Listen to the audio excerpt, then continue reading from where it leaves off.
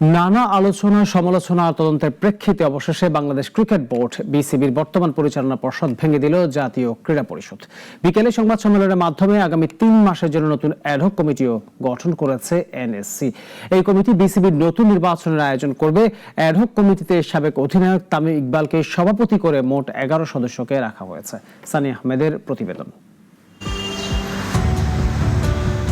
অন্তর্বর্তী সরকারের সময় বাংলাদেশ ক্রিকেট বোর্ড যেন ইতিহাসের অন্যতম জোকার বোর্ড হিসেবে গঠিত হয়। বিশ্বকাপে না খেলা, বিসিবির নির্বাচন নিয়ে নানা বিতর্ক, সভাপতির পদে ব্যক্তির অদল বদল সবই যেন ছিল সাবেক ক্রীড়া উপদেষ্টার একক আধিপত্য।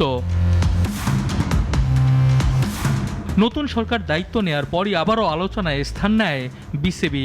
গঠিত হয় তদন্ত কমিটি। তাদের সুপারিশ ও তদন্ত প্রতিবেদনের প্রেক্ষিতে মঙ্গলবার বিসিবির বর্তমান পর্ষদ ভেঙে দেয় জাতীয় ক্রীড়া পরিষদ এনএসসি। স্বচ্ছতার সাথে কমিটি গঠন করা হয়েছে, কমিটি রিপোর্ট দিয়েছে এবং ওই রিপোর্টকে যথাযথভাবে পর্যালোচনা করেই আইনি কাঠামোর ভিতরে থেকে এই সিদ্ধান্তটি গ্রহণ করা হয়েছে।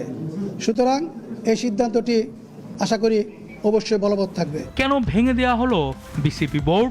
এই প্রশ্নের উত্তরে মিলেছে নানা অনিয়ম আর কারসাজির ঘটনা। 2025 সালের বিসিবি নির্বাচনে অযাচিত হস্তক্ষেপ ও ক্ষমতার অপব্যবহার করে অন্তর্বর্তী সরকারের ক্রীড়া উপদেষ্টা আসিফ মাহমুদ সজীব ভুইয়া। কাউন্সিলর মনোনয়নে অনিয়ম, বড় ক্লাবগুলোর নির্বাচন বর্জন সহ পুরো প্রক্রিয়াই ছিল ত্রুটিপূর্ণ,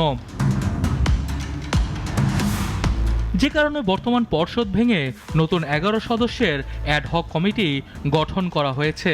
এতে সভাপতি করা হয়েছে সাবেক অধিনায়ক তামিম ইকবালকে। গঠিত অ্যাডহক কমিটির মূল দায়িত্ব বোর্ডের দৈনন্দিন কাজসহ আগামী 3 মাসের মধ্যে একটি স্বচ্ছ নির্বাচনের আয়োজন করা। সংবাদ সম্মেলনে এনএসসির পরিচালক আমিনুল এহসান জানিয়েছেন, আমিনুল ইসলামের সভাপতিত্বে বর্তমান পর্ষদ ভেঙে দেওয়ার কথা আইসিসিকে ইমেলে জানানো হয়েছে। অ্যাডহক কমিটি আইসিসিকে অবহিত করার সাথে সাথেই দায়িত্বপ্রাপ্ত হয়েছে। সানি আহমেদ, নাগরিক, ঢাকা।